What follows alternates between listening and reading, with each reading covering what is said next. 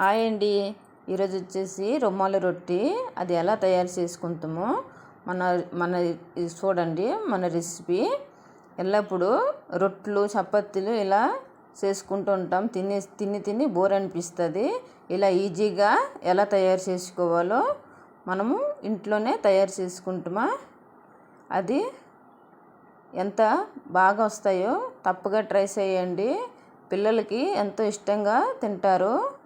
ఎప్పుడులా ఒకలా కాకుండా ఇలా తప్పకుండా ట్రై చేయండి. చూడండి, నేను చూపించిన విధంగా ఎలాగొచ్చాయో టేస్టీ యమ్మీగా ఉంటాయి.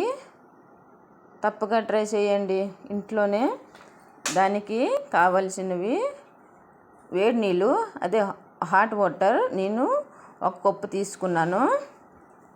దానికి వేడి నీళ్ళు అవసరం అండి, చల్ల నీళ్ళు వేసేసి కలపకండి.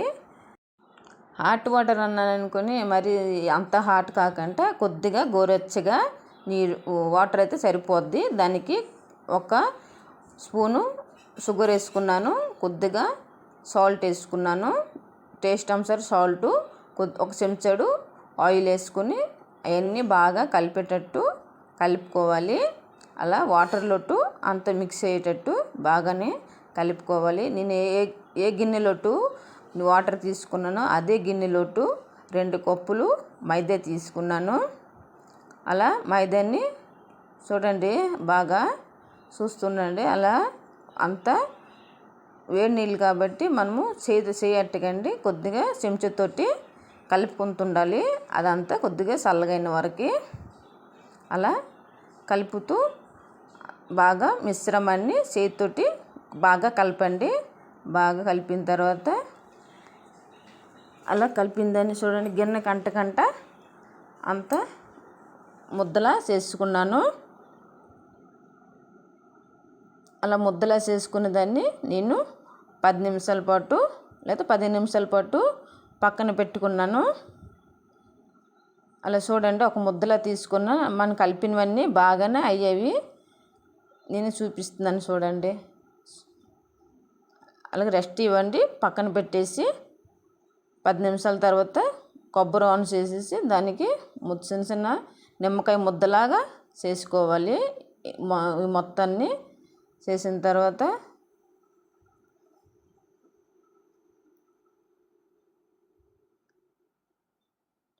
ఇవి కొద్దిగా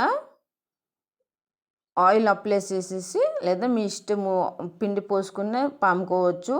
గోలేగా పాముకండి, ఎడల్పు పామండి, పొడవున పాముకోవాలి. ఇవి రుమాల రొట్టెలు కాబట్టి పొడవున ఉంటే సరిపోద్ది.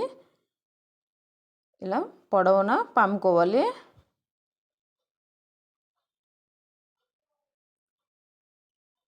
ఇలా చూపించిన విధంగా పాముకుంటే సరిపోద్ది. ఇలా దానికి నేను దాని మీద అప్లై చేస్తానండి. దానికి కొద్దిగా కార్న్ఫ్లోర్ పౌడర్ వేసుకున్నాను, 2 చెంచాలు ఆయిల్. ఇలా మొత్తం ఉండలు లేకుండా ఒక గిన్నెలో కలుపుకోవాలి. ఇలా నేను చూపించిన విధంగా కలుపుకోయండి. ఇంకా కన్సిస్టెన్సీ కొద్దిగా చిక్కన అనిపిస్తుంది. ఇంకొద్దిగా ఆయిల్ పోసుకొని కొద్దిగా నాజుగా కలుపుకోయండి. ఇలా కలిపిన దాన్ని ఆ రొట్టె మీద అప్లై చేసుకొని రుమాలేనుగా మనం మడతెట్టుకుంటామో అలాగా మడతెట్టుకుంటే సరిపోద్ది. ఇలా చూపించిన విధంగా కలుపుకోయండి, బాగా ఉండలు లేకుండా. ఇలా కలిపిన దాన్ని చూడండి, నేను చూపిస్తున్నాను. అలా కలుపుకుంటే సరిపోద్ది. ఎక్కువ పతలైనా బాగుండదు, ఎక్కువ మోటైనా బాగుండదు. అలా అప్లై చేసి ఇలా మొత్తం మీద ఇలా అప్లై చేసుకుంటే సరిపోద్ది. నేను ఎలా మడతెడుతున్నానో మీరు చూస్తుండండి. చూడండి ఎలా మడతెడుతున్నాను. ఇప్ప కొంచెం అప్ప కొంచెం ఇలా మడతెట్టుకుంటే సరిపోద్ది.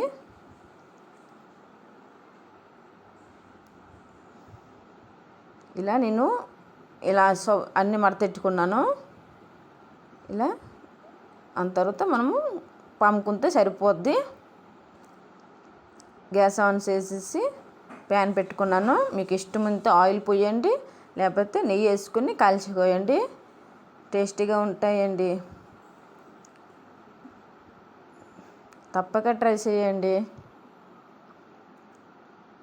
ఇలా గోల్డెన్ కలర్ వచ్చే వరకు కాల్చుకుంటే సరిపోద్ది.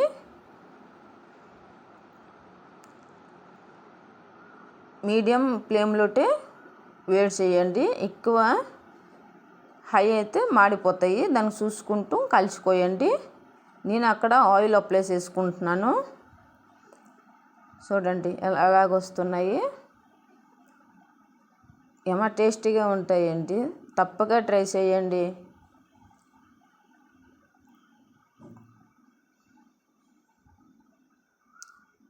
ఇలా గోల్డెన్ కలర్ వచ్చే వరకు నేను కాల్చుకున్నాను. ఇంకొకటి చేసుకుంటున్నాను. ఇలా మొత్తం ఇలా కావాలంటే మైదా పిండి వేసుకుని మీరు పాముకోవచ్చు. లేదా అలాగే లేదు మనము అలాగే చేసుకుంటామంటే మీ ఇష్టం, అది ఆప్షనల్ మీది. ఇలా మొత్తం చేసుకున్నాక చూడండి అంచక్కడ పొంగుతున్నాయి. చూసారు కదండి నేను ఎలా చేసుకుంటున్నాను. కామెంట్ చేయండి. మీకు నచ్చితే లైక్ కూడా చేసుకోండి ఫ్రెండ్స్.